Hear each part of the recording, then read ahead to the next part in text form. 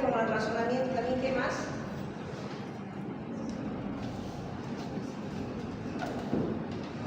Hemos sacado el otro día que memoria e inteligencia no son lo mismo, pero van juntas. No necesariamente la persona que tiene una inteligencia, digamos, alta va a tener una buena memoria, hemos dicho, ¿no ve? Y no uno que tenga una buena memoria va a tener una inteligencia, porque hemos dicho que no solo es inteligencia no es solo el coeficiente intelectual que uno tiene, que es la capacidad que uno tiene, ¿verdad? Sino que también es la capacidad que tiene para resolver los problemas que se le vienen, digamos así. Uno puede ser muy inteligente, pero no tener, digamos, la capacidad de razonamiento, de autocrítica, y obviamente no va a resolver sus cosas. Ustedes saben eso. No resolvemos, ¿verdad? O sea, no resolvemos las cosas de la misma manera todos. Tenemos diferentes apreciaciones. ¿Sí o no?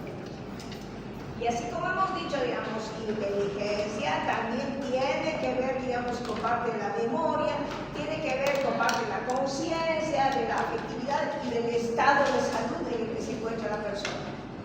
Ahora que nosotros vamos a hablar de inteligencia, vamos a ver, digamos, todos esos problemas. ¿Y qué será juicio? Tú tienes un buen juicio. Saber diferenciar entre lo bueno y lo malo. Eso, saber diferenciar entre lo bueno y lo malo, lo real de lo imaginario, tiene que ver, digamos, con la moral del juicio. Muy bien. Hay un sinfín de conceptos, digamos, de inteligencia. Estos dos son lo que más o menos mejor, digamos, se visualiza para nosotros como médicos. Westler dice que inteligencia es la capacidad general que tiene un individuo para pensar de un modo razonable, para relacionarse de un modo adecuado y eficaz con el medio ambiente. Luria dice que inteligencia es toda actividad que el ser humano desarrolla cuando éste se encuentra ante una situación para la cual no tiene una solución ya pensada o ya hecha, sino que su solución va a tender a ser innata y va a salir, digamos, a ser habitual. Cada uno de nosotros resuelve las cosas de diferente manera. La lista está por allá, así que váyanse por allá, por favor, porque no va a volver ahí. ¿Dónde está la lista? Ya. Entonces vengan por acá adelante ustedes dos, porque les van a pasar acá. Porque no va a volver ya allá. Y los que llegan atrasados vengan más adelante, todos así que vayan recorriendo adelante. Entonces, esos dos se relacionan un poquito más a lo que nosotros queremos que ustedes aprendan. Obviamente, inteligencia es, digamos, todo proceso que tiene que ver, digamos, con la inteligencia, que va a darnos un resultado de funcionalismo del sistema nervioso central como todo. ¿Qué quiere decir? Que así como para conciencia tenía que estar bien el sustrato neurofisiológico, toda la parte orgánica y neurológica tenía que estar bien para que conciencia avance y esté bien. ¿Se acuerdan? ¿Lo ven? En inteligencia también todo el sustrato, digamos, todo lo que es el sistema nervioso central, todo lo que tiene que ver con la inteligencia, con el desarrollo de la inteligencia, tiene que estar bien. Por eso uno va a decir, ¿y cómo entonces algunos no desarrollan muy bien, digamos, la inteligencia? O su capacidad intelectual se detiene, porque es lo primero que se nos viene. ¿Por qué creen que pasa eso? Orgánicamente.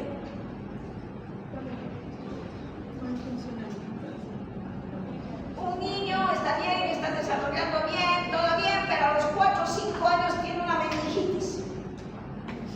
¿Qué ha pasado? ¿Qué ha pasado? ¿Sí o no? Hay un truncamiento.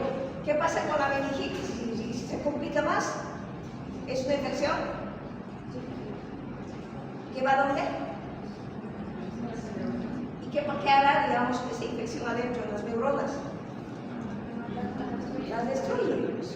Entonces hay un truncamiento ahí, por eso es que, pero si era un niño que estaba hablando bien, era un niño que hacía todas las cosas bien, simplemente le vino esa fiebre, convulsionó y le ha diagnosticado meningitis, y desde eso el niño se ha quedado como que no ha pasado de esa edad.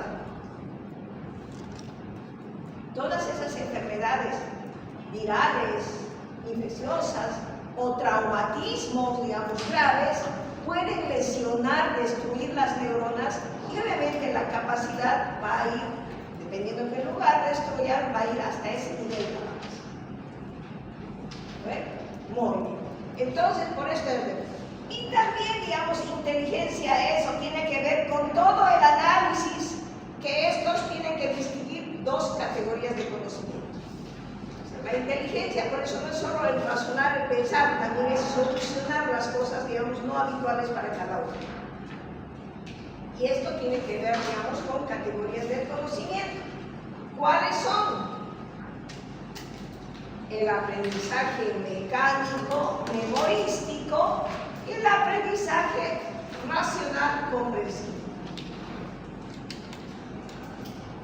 Si quiere inscribirse, por favor, vaya a aquel lado. Y después vuelve. Están haciendo la lista. Ojo, no va a volver, dicho, a la fila.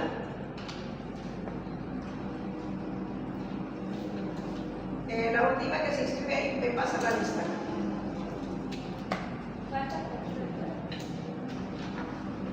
¿No han pasado todavía la fila? Por eso estoy diciendo.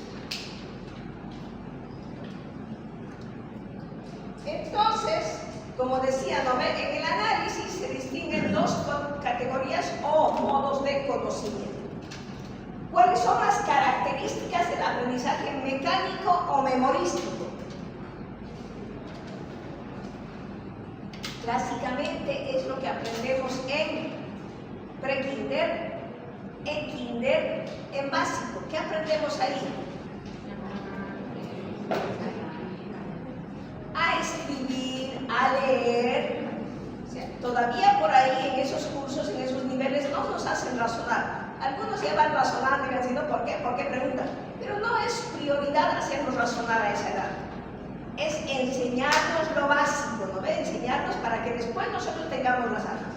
Entonces, este aprendizaje mecánico o memorístico se produce con independencia de ideas y conceptos. Nos aprendemos, como muchas veces, todavía a estas alturas, aprendemos conceptos, ¿sí o no? Pero esos conceptos nos sirven de base a nosotros para que cuando tengamos un caso clínico real, apliquemos esos conocimientos que hemos aprendido así, intactos, como estaba en el libro, para que después nosotros saquemos una conclusión, o bueno, vemos un diagnóstico y demos un tratamiento adecuado a lo que hemos leído, ¿verdad? Porque parte de nuestro aprendizaje también algunas veces sigue siendo mecánico, memorístico. ¿Vale? Parte. Solo que ya a esta edad nosotros manejamos los dos conocimientos, los dos aprendizajes. Se aprende contenidos muchas veces sin llegar a entenderlos completamente, y si vamos a buscar a personas que se han detenido en este aprendizaje mecánico, memorístico, tenemos a las personas que tienen déficit intelectual. El famoso antiguo retraso mental, que ahora dice que viene con otro nombre, ¿no? El retraso mental, que su capacidad intelectual se ha visto limitada en un punto y de ahí no ha avanzado más. Tenemos el aprendizaje racional comprensivo. Este sí, digamos, es un proceso auténticamente intelectivo. ¿Qué quiere decir? Que aquí tiene que jugar un papel muy importante nuestra inteligencia, y esta inteligencia está condicionada, digamos, por factores instrumentales y por factores promotores o moduladores. Los factores instrumentales que forman parte del aprendizaje racional son la actividad sensorial. Nosotros no solo aprendemos viendo, escuchando, tenemos que tocar, ¿sí o no? Especialmente nosotros tenemos que tocar. Esto degustar, ya no, probablemente antes, cuando no había muchos laboratorios, los médicos internistas se daban cuenta de que una persona era diabética. ¿Cómo? ¿Cuándo? Cuando había muchas mosquitas revoloteando en los hospitales grandes, todos esos vacines, ¿no? Que les ponían muchas veces, revoloteando por ahí. Cuando había un olor dulzón a manzana, se siente, y digamos cuando había hormiguitas en el piso. Sabían que era diabética. ¿Alguna vez pensaron así? Cuando un paciente tiene la uremia o glicemia alta, ¿han oído? Ácido úrico alto. La urea se siente, ¿no han oído? Antes, los médicos internistas antiguos, los semiólogos clásicos, te hacían sentir esas cosas. Muchas veces ustedes no van a tener, les he dicho ya, los equipos en sus consultorios o donde estén haciendo provincia, o cuando se hayan ido de vacaciones en algún lugar y ustedes van a tener que ver muchas cosas. La semiología tiene que ver mucho también. Tiene que ver, digamos, con la memoria, con la capacidad de retener la información, de guardarla y luego traerla, tiene que ver con el caudal de los recuerdos, tiene que ver con la fluidez verbal, tiene que ver con el pensamiento, con la asociación de ideas, y obviamente también tiene que haber resistencia a la fatiga. Una persona cansada aprende igual que otra que está bien descansadita. No, entonces tiene que ver. Estos factores instrumentales tienen que estar de acuerdo a la situación en la que estamos viviendo y lo que queremos aprender. Muchas veces nosotros en esta parte instrumental, en el proceso del aprendizaje racional, digamos ahí, queremos aprender el último día, la última noche, las últimas horas, lo que hemos estudiado anteriormente. Eso no es, digamos, aprendizaje racional. Puede ser en algunos momentos aprendizaje memorístico, pero ese no se guarda mucho. Eso mismo. Y en los factores promotores o moduladores, tiene que ver con lo que yo quiero, con mis sentimientos, con mi voluntad, con la capacidad de atención que tengo para poder entender, comprender lo que estoy queriendo aprender. Yo le digo, inteligencia no es solo eso, no es capacidad intelectual, es saber, digamos, cómo resolver los problemas que se nos vienen día a día. Y a todos ustedes y a todos nosotros, podemos conocer muy bien la enfermedad, los síntomas, pero no se olvide que en medicina 1 más 1 no siempre es 2. Puede ser 3 o 4. Y que rara vez, a un principio, nos han venido síntomas como en el libro, pero después los síntomas han cambiado, han modificado y no sabíamos al final qué era, ¿verdad? Nos pasa eso.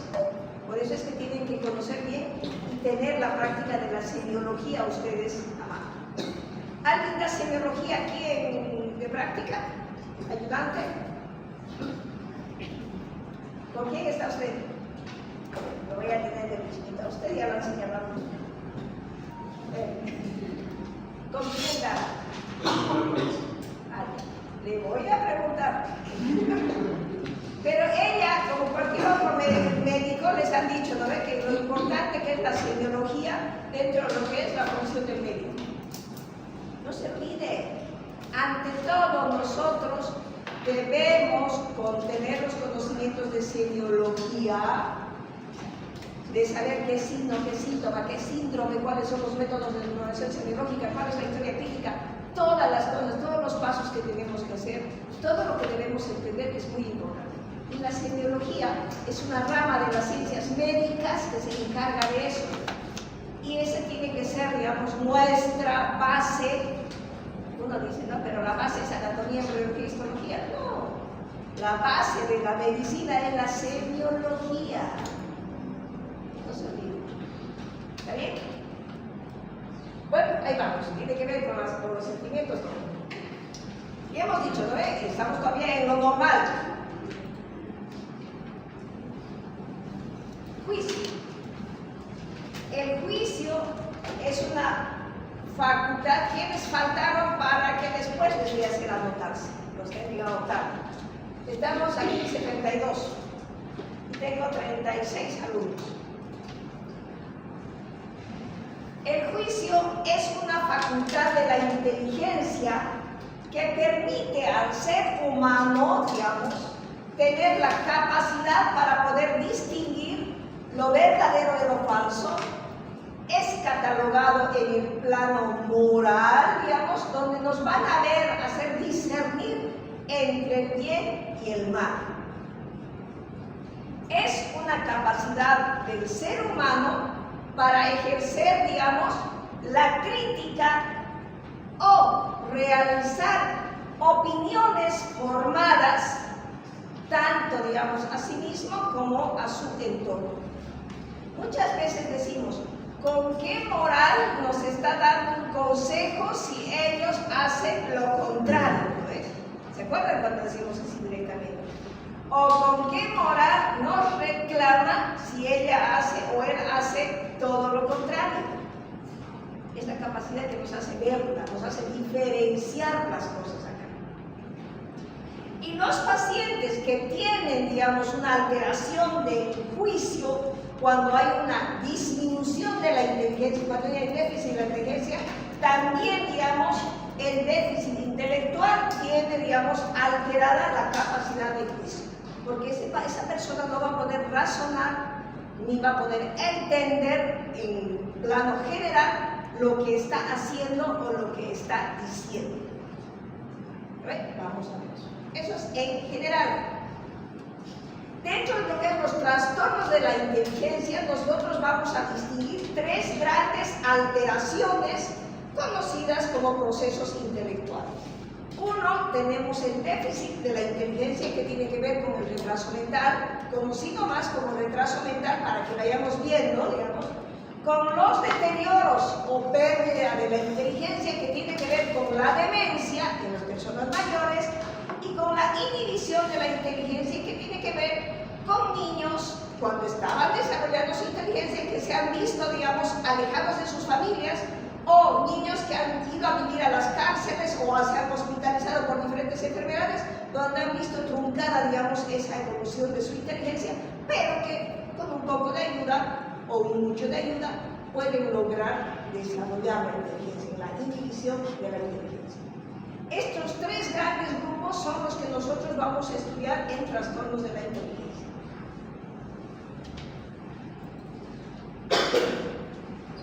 Un poco está aquí toda la parte general y la parte de la enfermedad que ustedes van a ir viendo, porque vamos a ir relacionando ya enfermedades. El déficit de la inteligencia supone un funcionamiento intelectual general inferior al promedio. ¿Cuánto decimos en general, aunque más atrás tenga, digamos, el coeficiente intelectual normal? ¿Alguien sabe? Unos dicen de 70 a 100, otros 70 a 90, pero tratamos de tomarlos de 70 a 100. El déficit de la inteligencia tiene varios sinónimos. Es conocido como retraso mental, el término más común, deficiencia intelectual, antiguamente subnormalidad u oligofrénicos los llamaban. He de escuchar a ustedes algunos antiguos decir, ese oligofrénico, y le decía, ese retrasado mental, que sabe. Palabras. Normalmente, digamos, el retraso mental, digamos, se origina en el periodo del desarrollo. ¿Hasta qué edad decimos que desarrolla el ser humano?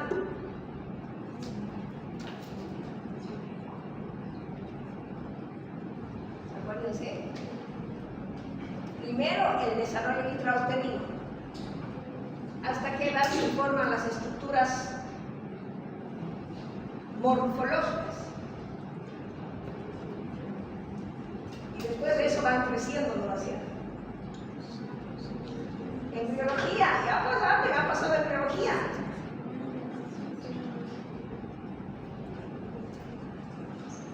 ¿Se acuerdan? Todos nosotros nacemos con un nivel intelectual, pero las diferentes circunstancias de la vida pueden hacer que se trunque, digamos, nuestro desarrollo intelectual. Se dice que nosotros no podemos diagnosticar retraso mental o una deficiencia intelectual hasta los 18 años, que se supone supone que el ser humano sale bachiller, etc. Nos podemos dar cuenta mucho más antes, ¿no? Pero que desde cerca, porque nosotros sí nos vamos a dar cuenta cuando ellos estén en la etapa escolar, digamos, si tienen problemas o no. Entonces, el retraso mental también puede estar asociado a disfunciones de la conducta adaptativa, a la capacidad de independencia personal. Los pacientes con déficit intelectual tienen problemas de conducta de adaptarse a situaciones nuevas, tienen problemas en lo que es la responsabilidad social, digamos, según lo que deberíamos esperar, según su edad y el grupo etario del paciente. Ellos no van a asumir la misma responsabilidad que los demás. Y los casos más graves de retraso mental o de déficit intelectual pueden afectar al sistema nervioso central de forma irreversible y algunos son diagnosticados y tratados precozmente por esta situación. Retraso mental. Las causas del retraso mental se las trata de asociar en 10 grupos, pero si ustedes ven un poquito más, tenemos, digamos, múltiples o más causas. Todas o casi todas las infecciones prenatales o postnatales, como ser la rubeola, la hepatitis epidémica, la toxoplasmosis, la sífilis, la meningitis, la sepsis neonatal, etc., pueden provocar en algunos retraso mental y en otros no. ¿Depende de qué? No se sabe. Probablemente de la resistencia de la membrana placentaria que no ha dejado pasar los tóxicos o qué sé yo, pero no se sabe. En algunas personas hasta la rubeola les provoca abortos espontáneos, no deja que continúe el embarazo. Igual la toxoplasmosis, ¿verdad? Pero otras personas sí pueden seguir con el bebé. Agentes tóxicos, como ser el uso y abuso de alcohol, van a provocar, digamos, alteraciones, las encefalopatías, las bilirrubínicas, las intoxicaciones, especialmente, digamos, por envenenamiento en algunas de las mujeres, pueden provocar también retraso mental. Los traumatismos cerebrales, pre o postnatales, como ser, digamos, someterse a irradiaciones, tentativas de aborto, disfunciones placentarias, las situaciones que provocan anoxia cerebral, hemorragias intrauterinas, enfermedades hemorrágicas, las hipertermias, los accidentes cerebrovasculares, las hipercalcemias pueden provocar, digamos, retraso mental.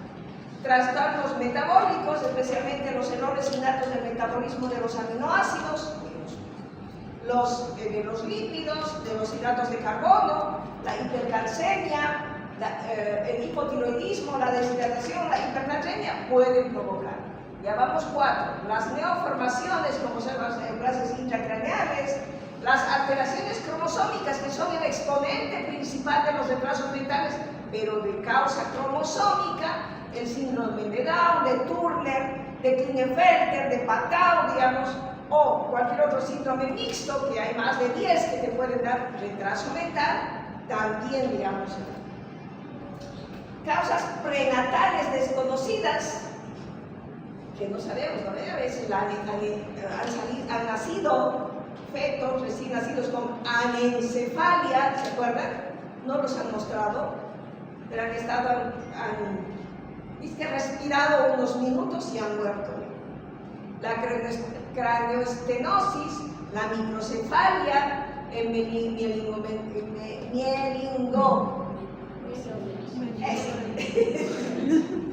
provoca eso.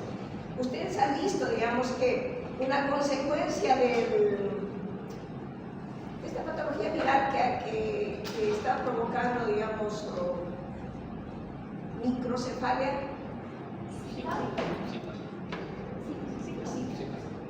Y hemos visto una buena cantidad de niños con microcefalia, y lo que han hecho, digamos, los médicos es tratar de abrir las fisuras y poner platinos, así que, cosa que vaya ensanchándose para que pueda soportar, digamos, el crecimiento del cerebro. ¿Han visto, no? Pero ahora no va a haber. ¿cómo va a vivir en la posteridad ese niño que estamos haciendo todas esas cosas? ¿Estará bien? ¿Estará mal? No hemos tenido ninguno, creo que tenga más de 10 años. ¿Tienen historia ustedes de eso? Creo que no tenemos más de 10 años. Hay que ver también cómo va a estar. Las causas desconocidas con signos neurológicos, las causas desconocidas sin signos neurológicos, que pueden estar asociadas a ambientes desfavorables, a la psicosis, al autismo, que pueden dar un retraso mental. No estoy diciendo que son, digamos, que pueden dar, porque hay varios autistas que tienen un coeficiente bastante alto. Las causas desconocidas con signos neurológicos, las leukodistrofias, las esclerosis espinal, algunas epilepsias que pueden causar, y obviamente otros con más de una causa probable. Puede ser, antiguamente se decía que la consanguinidad, que se casen entre primos hermanos, podía provocar alteraciones. La edad materna, decían antes, ¿no? En los libros había que mujeres mayores de 40 años tenían el 80% de tener un producto con síndrome de Down. El síndrome de Down se puede presentar en adolescentes, en mujeres en edad fértil normal o en adultas mayores, igual se puede presentar. Pero, y factores sociales, ustedes saben que el ambiente social puede ser muchas veces muy tóxico, digamos, para un embarazo, ¿no? Y puede crear o generar muchas cosas. El otro día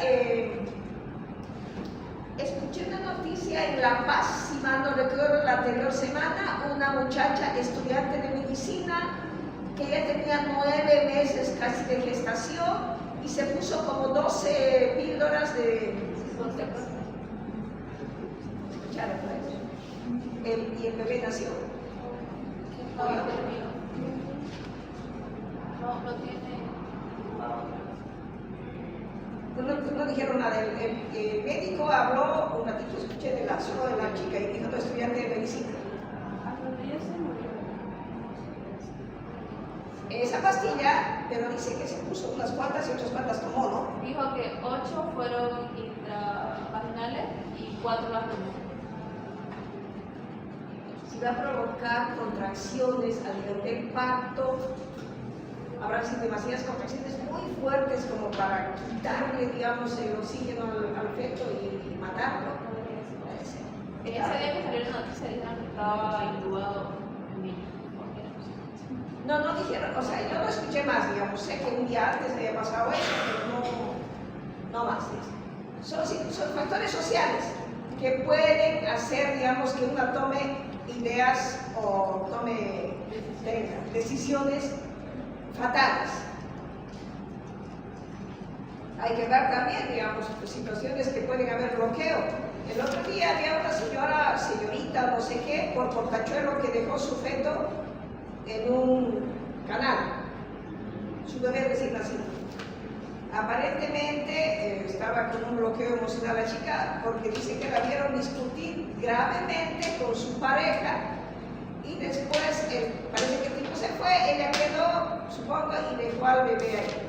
Pero cuando estaba con el hombre todavía estaba embarazada y a las horas apareció ella desembarazada. En la playa, son decisiones que uno toma. De lo que es el retraso mental, solo el 25% de los casos nosotros podemos establecer la causa biológica.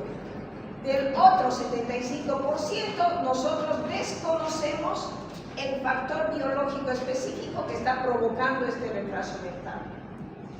Va a depender, digamos, este 25% del grado de déficit que suele ser, digamos, entre moderado y profundo o grave, y obviamente es más prevalente en todas las clases sociales porque no se diferencia mucho acá. Pero el 75% que se desconoce la causa específica, el grado de déficit suele ser leve a moderado y se suele diagnosticar rápidamente en la etapa escolar, digamos, y la prevalencia dice que se presenta más en las clases bajas. Nosotros hemos visto en un estudio que con retraso mental leve a moderado uno puede salir bachiller y hasta pueden salir profesionales. se ha podido ver eso, digamos. Ojalá se pudiera hacer a toda la población estudiantil, a toda, para ver, digamos, cuánto es.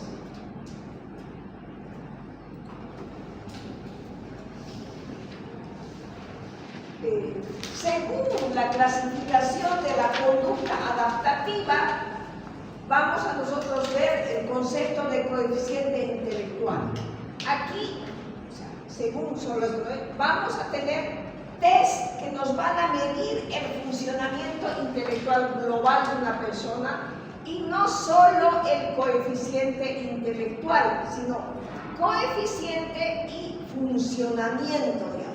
Si hay una discordancia entre los dos, obviamente va a haber pues una alteración de la conducta adaptativa.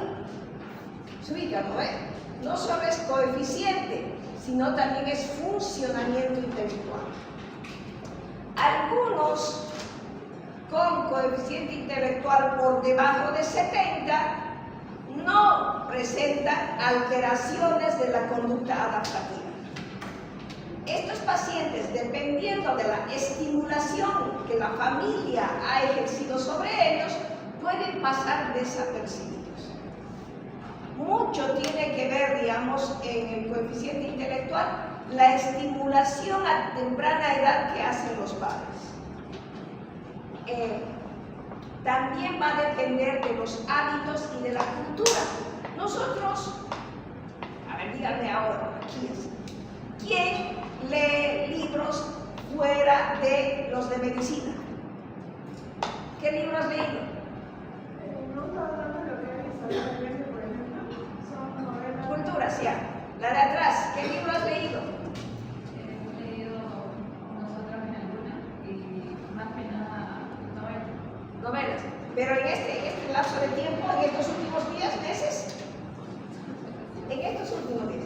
Para nosotros, lamentablemente, digo, no es una cultura, no es un hábito leer, porque no nos han inculcado eso desde niños, ¿sí o no? Cuando nos hacían leer para el colegio las obras que son tan bonitas, digamos, nosotros al principio nos enojábamos y terminábamos leyendo el resumen, ¿no? Ahora tenemos más facilidades, tenemos resumen de resúmenes. Pero es muy importante tener esa cultura de la lectura, el hábito de leer. Mientras más lees, más ejercitas tu mente y obviamente menos demente te vas a volver. O sea, menos te va a afectar la demencia. ¿Por qué? Porque has agilizado, digamos, la memoria, y no va a haber ese deterioro. Entonces tenemos que ver esa parte. En los leves, hasta moderados, puede no notarse nada hasta que tiene que tomar decisiones bien grandes, digamos, y que recién se dan cuenta ahí, ¿no? Los demás, pero después ustedes ven y puede pasar desapercibido total. También van a haber rasgos psicopatológicos que van a acompañar al déficit de inteligencia. Cuando uno tiene un coeficiente intelectual por debajo de lo normal, puede haber inmadurez afectiva. Esos jovencitos o niños o adultos con risas inmotivadas que son muy cariñosos con todos, no miden consecuencias, ¿no? Puede darse. Impulsivos, generalmente porque no pueden controlar sus reacciones. Fácilmente sugestionables, es en este momento donde los hacen caer, digamos, a ellos, con gran tendencia a la mitomanía, a inventarse historias, y también con problemas de inadaptación social cuando ya es más severo. Eso en cuanto a retraso mental. Tarea para ustedes, grados de retraso mental. Van a ver de dónde, lo normal he dicho de 70 a 100. El retraso mental o el déficit intelectual leve, moderado, grave y profundo. ¿Y cuáles son sus características? 3, 4 características de cada uno. Porque las causas son las mismas que les he dado hace rato. ¿Está bien? Ya van, no sé cuántas preguntas, pero ya van y me voy a acordar a la hora del examen. ¿Eso aquí?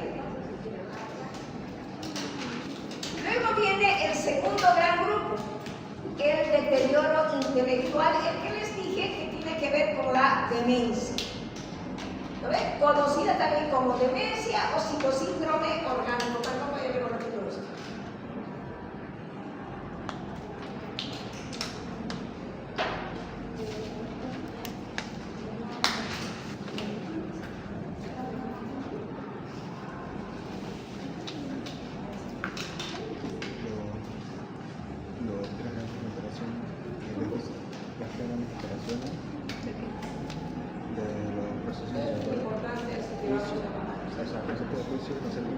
Conocido también como demencia, es lo que les dije a ustedes. Otros las conocen como psicosíndrome orgánico. ¿Por qué? Porque hay un deterioro orgánico por eso. El deterioro intelectual tiene características. Son pérdidas de la inteligencia que ya estaba establecida. La capacidad que todos nosotros tenemos y que a partir de cierta edad, 60, 65 o más, vamos debilitándonos y dependiendo del grado de debilitación y afectación vamos a entrar en una demencia, que es ya patológico, o en un deterioro fisiológico que se va a dar en todos nosotros. El deterioro intelectual es propia de las edades avanzadas de la vida, tomemos en cuenta mayores de 65 años. Va a presentar una afectación de las funciones integrativas superiores, va a haber una alteración de la memoria. Y si ese pacientito no leía, más rápidamente se va a deteriorar. Va a haber una alteración del pensamiento, de la orientación y del juicio. ¿Ven que vamos bien? Hay incapacidad, o el paciente se va a ver incapacitado para afrontar cualquier situación nueva y no puede distinguir lo esencial de lo accesorio. Por eso es que a veces, muchas veces, nos molestamos, digamos, con las personas adultas mayores porque nos repiten y nos cuentan la misma historia varias veces. ¿Ve? Hay una pérdida de control ético-moral, no es porque quieran mostrarse impúdicos, sino que hay una pérdida de esto y obviamente, digamos, se va a presentar en pacientes más frontalizados que han tenido traumas aquí a nivel, o alteraciones a nivel frontal, y obviamente esto se va a ir haciendo ostensivo. En casi el general Asbun, lo conocían, ¿no? Histórico. Militar. Vivía acá. Se vino después de todas las cosas, se vino acá. Pero el militar ya unos 4 o 5 años ya estaba declarado, digamos, ya se retirado todo, que tenía demencia. Se les escapó de la casa y se salió de la casa y se fue cerca de un gran colegio aquí en Santa Cruz y el Pancho se puso a orinar delante de los demás. Pero no es porque se había escapado y quería mostrar, digamos, sus órganos a los demás, que estaba saliendo los escolares de primaria. Y las madres hicieron un show y lo hicieron llevar a la policía, encarcelado el pobre viejito. Cuando uno va y su médico con la historia, todo se les escapó de la casa, tenía ganas de orinar, si hubiera tenido ganas de hacer poco, se hubiera hecho ahí mismo, ¿me entienden? ¿No? Porque no tienen esa capacidad de decir, me van a ver o qué van a hacer, porque pierden el juicio. No era un exhibicionista, era sino que estaba antes. Y si se viste mal, también se puede vestir mal, digamos, y quedarse así. Él está bien. Hay una desestructuración de la personalidad que va a afectar lo que es la voluntad y la afectividad en el deterioro intelectual. Y obviamente vamos a ver, digamos, que estos pacientes no tienen, digamos, un discernimiento, digamos, entre lo típico y lo característico de cada uno. Y obviamente también vamos a ver que en este tipo de personas, cuando entran en este deterioro, se imponen todas las conductas primitivas que uno tiene. ¿Y cuáles son las conductas primitivas que uno tiene? La sed, el hambre, la sexualidad, fuera de la vida y de la muerte. Es lo primitivo. Respiras porque está ahí. Nadie te enseñó a respirar, simplemente respiras. Comes porque tienes hambre. Nadie te ha enseñado. Comes porque tienes hambre, como los bebecitos, ¿no ven? Y cuando, bueno, tiene que salir lo que tiene que salir, pues entonces vas y defecas. Y la sexualidad, que son, digamos, los instintos primitivos que tienen. Entonces, eso se va afectando en ellos. Pero es el deterioro que se presenta, digamos, en edades avanzadas. Iba a preguntar. ¿Disminuir esas capacidades primitivas? No, sino que disminuye todas las otras capacidades de razonamiento que tiene y empiezan a primar, a subir los pensamientos, las actividades primitivas. Y a los actos irracionales. Claro, ya no está, va bajando el razonamiento lógico, ¿no? Entonces ya no controla uno la voluntad, uno dice, ya voy a ir a la calle y no voy a ir desnuda a la calle. A veces se les podría atribuir a las personas que suelen llorar y no tienen seguridad. Es otra cosa muy diferente, muy diferente. Eso ya vamos a ver en alteraciones de la sexualidad, digamos, acá estamos hablando del deterioro de cierta edad, que se puede presentar en algunos, en otros no, pero es el deterioro que se llama y está relacionado con la demencia. Cuando ya tenías una inteligencia, pero a partir de los 60, 65 años empieza a disminuir hasta quedar, digamos, bastante primitivo. Muchos de estos pacientes llegan, digamos, a la etapa fetal otra vez.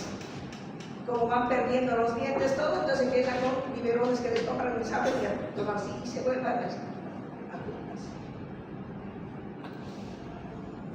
Además, vamos a presentar o tener un paciente con un pensamiento vago, confuso, donde muchas veces los abuelitos nos cuentan, digamos, todo lo accesorio, las vueltas y vueltas, y no llegan al centro, al núcleo de lo que tienes que contarles. ¿Ves? Son, digamos, bien redundantes, tienden a elaborar generalizaciones erróneas a partir de datos no esenciales, viven, reviven y sufren con las telenovelas como si estuvieran pasando en la vida real.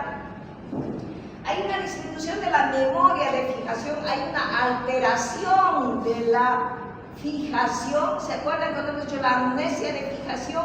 Amnesia anterógrada, el paciente no guarda información nueva, que es uno de los principales síntomas. Cuando van a visitar el abuelito que vive con una hija y le dice, no, papá, ¿has desayunado? No me ha dado desayuno hasta ahora. Va el otro hijo y ya le da de comer otra vez. Va el otro hijo y le dice, no me ha dado de comer. ¿Por qué? Porque se olvida que ha tomado. Y a veces el hijo, por hacerlo bien, le da y se pelea con la hermana con la que está viviendo. Y a veces tú no le has dado, le he dado, y el papá está con problemas del estómago. O sea, ¿qué pasa? Normalmente pasa eso. Y hay presencia de confabulaciones en viejitos. ¿Se acuerdan qué era confabulación?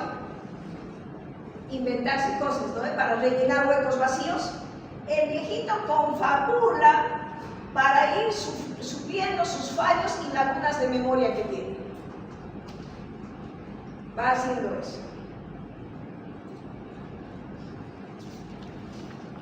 Podemos nosotros dividir, digamos, o clasificar qué es lo que se va a alterar en estos deterioros de la memoria, deterioros de la inteligencia. El síntoma de la etapa inicial es la pérdida de la memoria. La pérdida de la memoria se va a presentar porque no está alterada la fijación de los recuerdos nuevos, está alterada la capacidad de conservación y está alterada la capacidad de rememoración. La orientación, que es parte de su sector principal de la conciencia, va a provocar una desorientación, digamos, respecto a las personas, al tiempo y al espacio, especialmente en el momento actual, pero sí va a recordar con lujo de detalles, fechas, todo de la parte de su niñez, adolescencia, etc. El pensamiento en el deterioro intelectual va a ser pensamiento perseverante, lo mismo y lo mismo, abundan conceptos erróneos, vagos y confusos, va a disminuir la capacidad de juicio crítico y finalmente van a haber ideas deliroides cuando dicen, se han entrado y me han robado, se han llevado mis cosas, me han robado y ellos llevan, ¿no?, sus bolsitos de un lugar a otro lado y se olvidan dónde lo guardaron. O cuando se imaginan, digamos, que alguien se entra para que, por su mujer o una cosa así, viviendo lo mismo, que muchas veces por esas situaciones tenemos que separar a los viejitos antes de que se maten entre los dos. pensamiento, con ideas delirantes, ¿no? Ideas de celos. Les viene a los viejitos esas ideas de celos, no se olviden. Cuando dice, esta vieja me engaña, pues se entra su macho. ¿Cómo se va a entrar si está durmiendo en la misma pieza? Se entra. Yo me doy la vuelta y ella está ya con ella. Y me doy la vuelta, rapidito desaparece debajo de la cama. Ella lo oculta debajo de la cama. Y lo levanta, pero mira, no hay nadie. No, ella ya lo ha ocultado. ¿Dónde lo habrá llevado? ¿Entiendes? ¿No ves? Pero bien fija las cosas. Los deterioros intelectuales, ya como enfermedad conocido como demencia, obedecen a una causa orgánica cerebral. Pueden ser provocadas por enfermedades con lesiones difusas o localizadas en el cerebro, por tumores, por la epilepsia, especialmente la temporal, digamos, profunda, o sea, epilepsia temporal, por la sífilis, traumatismos craneales, atrofias de origen desconocido, procesos ateroscleróticos, alcoholismos de larga evolución o toxicomanías. Son las causas más frecuentes que van a hacer que la persona adulta mayor entre más rápido en un deterioro, en una demencia. Estas pueden evolucionar hasta la muerte o, si hacen algún tratamiento específico conociendo la causa, pueden tener una mejor evolución. Cuando ya hablemos al año de demencia, vamos a ver que del 100% de las demencias, solo el 10% se pueden curar porque son provocadas por otras cosas y no por la edad, digamos. No es Alzheimer, no es vascular, etc. Pueden ser demencia alcohólica, demencia por falta de nutrientes, demencia por alguna infección, etc. Solo ese 10% se cura. El 90% de las demencias son irreversibles. Pero eso ya vamos a ver al año. Para que solo sepan, las demencias se clasifican en demencias degenerativas primarias, que son el 40-50%, demencias vasculares, que no vamos a detallar, que son el otro 40-50%, y las demencias secundarias, que son el 10%. Si ven, tenemos las demencias vasculares, que se clasifican en corticales, subcorticales, en Hispania, en demencia talámica. Tenemos, pero un ratito, aquí me falta convertir. Ya. En las primarias, ¿no ve? Que no es para, esto es para el año, solo para que vayan viendo. Se clasifica en las degenerativas primarias, que tiene que ver con el Alzheimer, que es el exponente principal, el 50-40-50%, donde se va a afectar la memoria, hay un deterioro múltiple y hay aparición de síntomas psiquiátricos que alteran la conducta. Tenemos las demencias vasculares, que es el otro por ciento, que son corticales, subcorticales, etcétera, las más frecuentes. Y tenemos las demencias secundarias, que son aquellas que nosotros vamos a conocer la etiología, que son tratables y que son reversibles.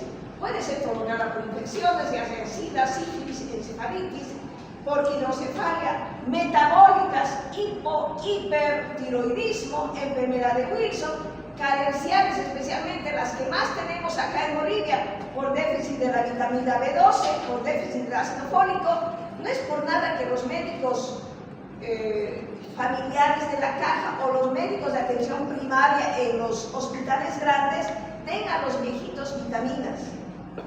Uno dice, no ve, solo le ha dado complejo B o le ha dado ácido fólico. Es porque tenemos mucha demencia carencial. Por eso se da ¿esa leche? El Carmelo, digamos. Por eso se da también. ¿Para qué? Para poder subir un poquito las defensas, las vitaminas, orgánicas de vida. Las traumáticas, las esclerosis múltiples y por tóxicos, digamos, son las demencias secundarias que llegan al 10% que se puede hacer tratamiento, las únicas reversibles.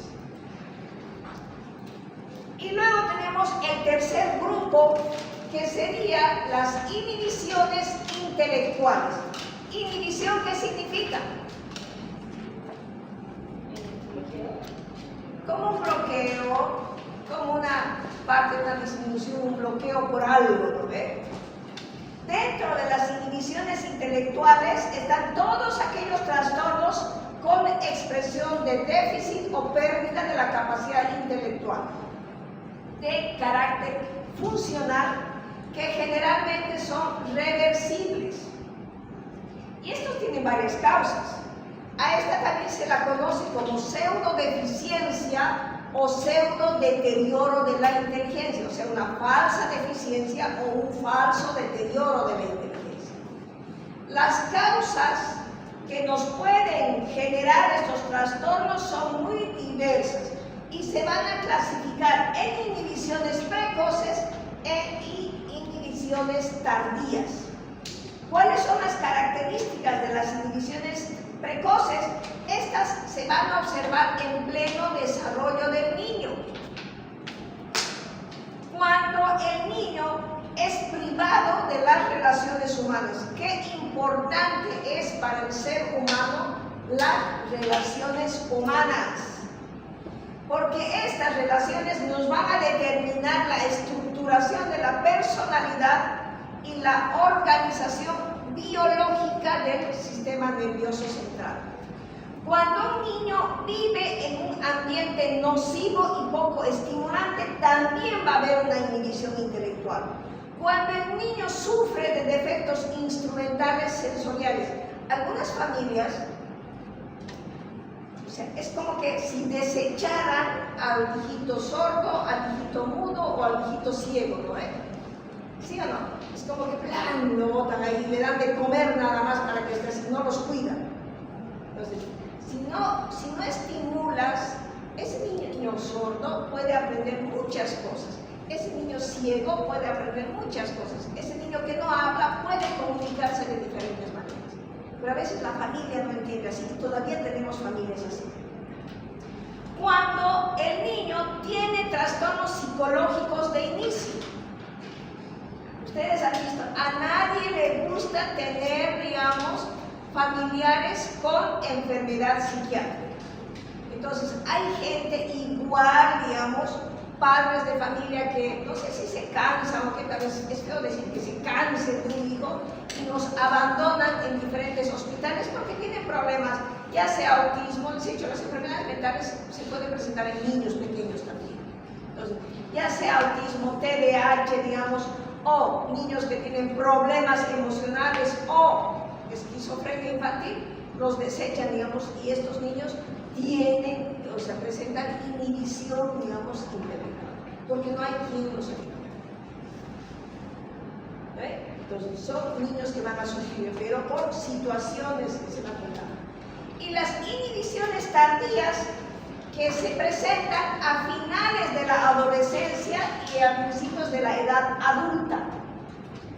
Estos niños, estas adolescentes van a tener graves trastornos emocionales, ya sea ansiedad, depresión, que muchas veces los van a aislar de su medio social. Sufren de trastornos de la personalidad y tienen mayor tendencia a padecer psicosis o esquizofrenia, lo que aún va a empeorar más su situación de aislamiento. Además, estos adolescentes van a tener pérdida de interés, van a asumir conductas sumisas, van a tener incapacidad para planificar sus actividades, tienen una total falta de individualidad y aparentemente tienen incapacidad para manejar cualquiera de sus capacidades instrumentales. Se sienten incapaces de pensar, de tener un juicio crítico y de evolucionar en su memoria. Estas alteraciones tienden a tener, digamos, un carácter transitorio siempre y cuando se cure o se controle lo que está pasando. Y la evolución va a depender de la gravedad del trastorno primario que esté teniendo el paciente. La primera parte se presenta la inhibición temprana en niños más pequeños y la inhibición tardía en niños más grandes que por todas estas situaciones pueden estar hospitalizados por largas temporadas o pueden vivir, digamos, en recintos penitenciarios o también puede haber inhibición tardía en los jovencitos que entran al cuartel, ¿no ve? Y en el cuartel, cuando van a lugares lejanos o aquí mismo, son sometidos a golpes, a tomaduras, ayahuasca, etcétera, que pueden bloquear muchas cosas. Entonces, eso tiene que ver con las divisiones carnes. Preguntas.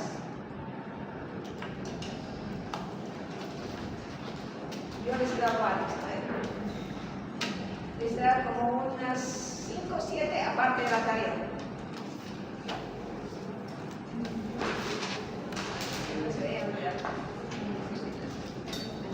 La próxima semana, afectividad. Y vamos a dar examen. Vaya leyendo ya.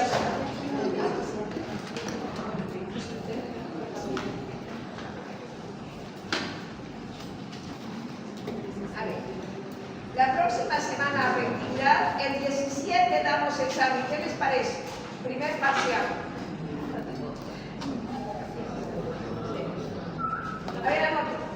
Ahorita tenemos avanzado generalidades, conciencia. Dentro de conciencia está orientación y atención. Pero es conciencia nada más. Después de conciencia hemos hecho memoria, inteligencia. Yo creo que afectividad más puede entrar. Pensamiento, senso, percepción. Ya, pero el 17 damos examen. Hasta ahorita tenemos avanzado hasta inteligencia. Generalidades, conciencia, memoria, inteligencia. Ya tenemos 4. Vamos a avanzar a afectividad más. Y vamos a ver si afectividad entra en el examen o no, lo vamos a decidir la próxima semana. Pero ya vamos a dar el examen. El primer parcial, entonces, vamos a darlo el 17. Casi les digo el 24.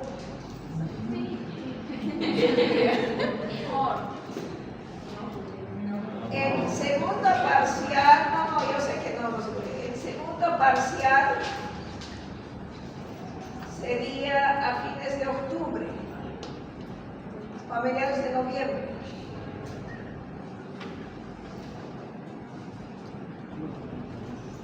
Podría ser el 5 de noviembre. ¿Hasta cuándo las clases?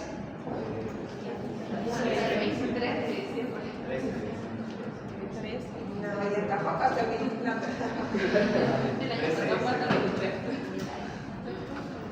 Porque si posponemos, se les va a juntar con todas las otras materias. Mejor damos el 17, así tengamos que dar 3 exámenes parciales y darse un poquito y podamos aunarlo. Es 17. Vamos a dilucidar la próxima semana si entra afectividad. Porque si no entra afectividad, tendría que poner 3 temas juntos y que demos eso, segundo parcial, y un tercer examen que nos faltaría para tomar los exámenes. Para que no sea mucho. Para que no sea mucho nada más. Muy bien, entonces el 17 damos la próxima semana, porque la semana del 24 van a pasar práctica, pero no van a pasar teoría. La práctica del 24 se reemplaza cualquier otro día, lunes, miércoles, jueves o viernes, pero no se pierde. Y se reemplaza en esa semana. ¿Está bien? Muy bien.